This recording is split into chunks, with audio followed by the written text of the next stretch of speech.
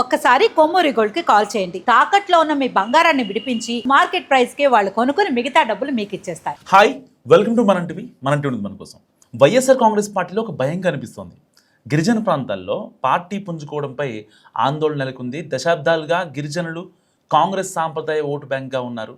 ఏపీలో కాంగ్రెస్ పతనమై వైఎస్ఆర్ కాంగ్రెస్ పార్టీ ఏర్పాటు కావడంతో ఆ పార్టీ వైపు గిరిజనులు మొగ్గు చూపారు. 2014 ఎన్నికల్లో వైసీపీ అధికారంలోకి రాలేదు, కానీ గిరిజన ప్రాంతాల్లో దాదాపు అన్ని నియోజకవర్గాలను ఆ పార్టీ సొంతం చేసుకుంది. 2019లో అయితే క్లీన్ స్వీప్ చేసింది, కానీ 2024లో మాత్రం ఆ పార్టీ దెబ్బతింది. దాదాపు ఎస్టీ నియోజకవర్గాల్లో కూటమి విజయకేతనం ఎగరవేసింది. టీడీపీ ఆవిర్భావం తర్వాత ఆ పార్టీ గెలుపొందిన నియోజకవర్గాల్లో సైతం మొన్నటి ఎన్నికల్లో గెలిచింది కూటమి. అయితే ఇప్పుడు 2 సంవత్సరాలు దాటుతున్న గిరిజనుల్లో చేంజ్ కనిపించడం లేదు. గతం మాదిరిగా వైఎస్ఆర్ కాంగ్రెస్ పార్టీపై సానుకూలత వ్యక్తం చేయడం లేదు. అండ్ ఆ పార్టీకి ఇది నిజంగా ఆందోళన కలిగించే అంశం. ప్రధానంగా AP deputy CM Pawan Kalyan గిరిజన ప్రాంతాలపై ఫోకస్ పెట్టారు. అక్కడి గిరిజనులతో మమైకమై పనిచేస్తున్నారు. గిరిజన ప్రాంతాల్లో పెద్ద ఎత్తున అభివృద్ధి పనులు చేపడుతున్నారు. గిరిజనుల్లో క్రమేపీ మార్పు ప్రారంభమైంది. ఆపై వాళ్ళు వైసీపీని విభేదించడం స్టార్ట్ చేశారు. కూటమి పార్టీల వైపు అడుగులు వేస్తున్నారు. వచ్చే ఎన్నికల నాటికి గిరిజనుల సానుకూలత కూటమి దక్కే పరిస్థితి కనిపిస్తోంది. మరి ఈ పరిస్థితుల్లో వైఎస్ఆర్ కాంగ్రెస్ పార్టీ అప్రమత్తం అవుతుంది. మొన్నటి ఎన్నికల్లో కూటమి గిరిజనులకు హామీలు ఇచ్చింది.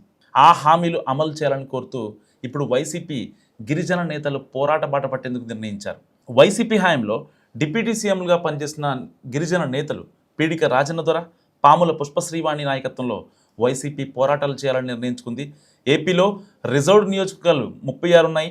అందులో SC reserved constituencies 29, ST reserved constituencies 7. So parliament కాన్స్టిట్యున్సీలు సంబంధించి 3 ఎస్సీ రిజర్వ్డ్ ఉన్నాయి.